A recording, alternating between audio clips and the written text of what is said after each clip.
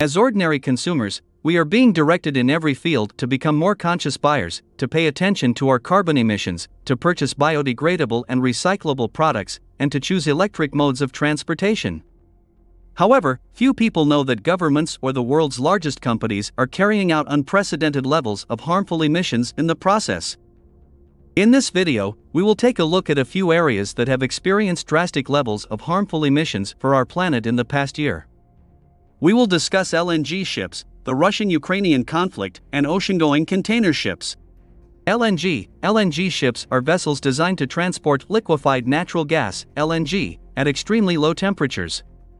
These ships are specially built with insulated tanks that can hold the LNG in its liquid state, as well as equipment to keep the LNG at the required temperature during transport.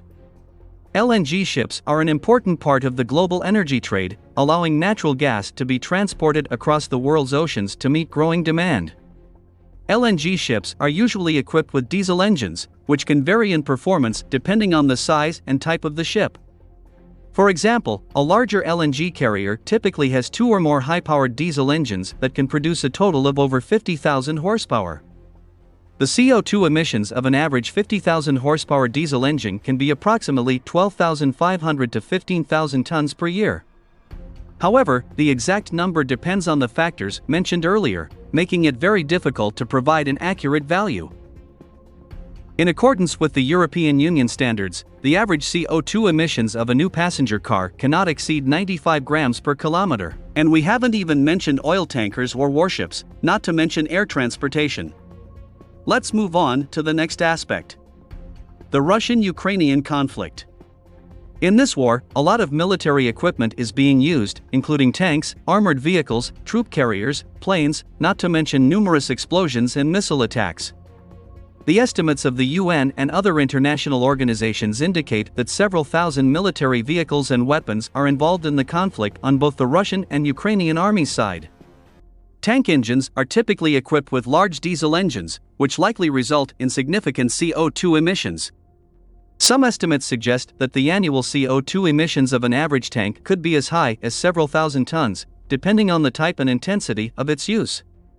So, we don't need to do complicated calculations to say for sure that the war results in a lot of thousands of tons of CO2 emissions per year. The last topic we could discuss is container ships, or we could even talk about oil tankers. Two types of ships, while differing in cargo and environmental risk, are both powered by massive diesel engines.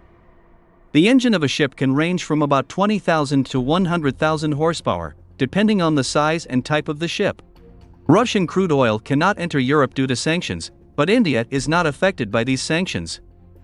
This means that Russian oil is purchased by India, and it is refined into diesel in Indian refineries, which no longer carries the Russian label. This diesel fuel is then brought to the European market by tanker ships from India. So the Russian raw material is not lost, it just undergoes a transformation. However, this process poses a significant environmental burden on the Earth. However, it can be said that most of these ships have decades-old diesel engines with outdated technology. These modes of transportation are very efficient means of transportation in terms of size and economics, but they still produce significant CO2 emissions. The Russian-Ukrainian conflict is a drastic event that causes significant emissions of harmful pollutants. It also has a stimulating effect as many other countries start developing their military industry, which results in further military exercises and harmful emissions. Gone are the days when the pandemic-induced transportation shutdowns led to cleaner air and a cleaner planet. Unfortunately, immediately after the pandemic, we accelerated our environmentally harmful activities even more. In light of this, the average consumer can feel like a person on a sinking ship using a glass to scoop water out, while water rushes in from everywhere.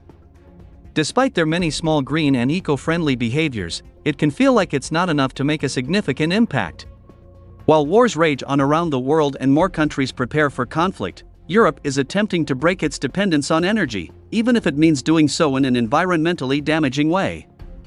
Meanwhile, initiatives such as electric cars, biodegradable plastic bags, and reusable straws are merely symbolic measures and a waste of time. Of course, these actions would make sense, but when the world's leaders on the other side are polluting the environment more than ever, it doesn't count for much.